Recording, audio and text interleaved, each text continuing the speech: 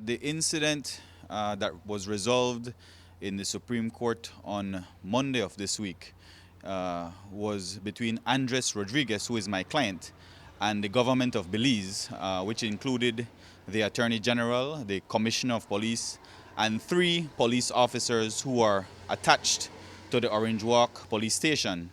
In April of 2015, those three police officers actually pursued my client to his home. They entered his yard without any search warrant, without any permission from the owners of the property, and they proceeded to brutalize him. I think that your viewers may have seen the images from Facebook or from your newscast where Mr. Rodriguez was, it's hard to describe because you could see that he was trying to cry out for help. He was totally taken advantage of, totally abused by the police department, and unjustifiably so when you look at all the facts. A defenseless man who was actually on his own property being beaten down like that. It's a terrible situation. It's a terrible precedent that these police officers are setting, and no doubt it is something that is becoming more and more prevalent.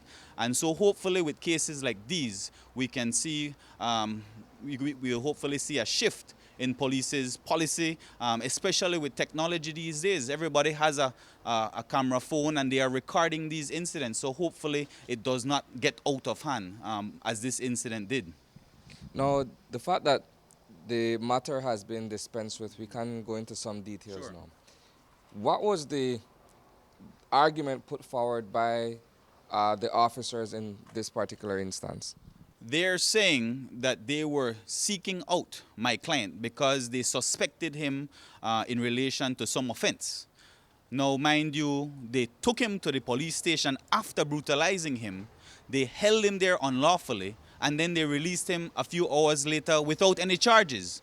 So clearly, they had absolutely no reason to hold him. They had no reason to suspect him, or else they would have levied charges, particularly given the fact that they had just brutalized him. You would think that they would say, okay, we have good grounds, let us arrest him, let us charge him with what we think the offense he may have committed. That did not happen. So in my opinion, they had no right to abuse him, they had no right to detain him, and that is why we pursued the matter in the Supreme Court.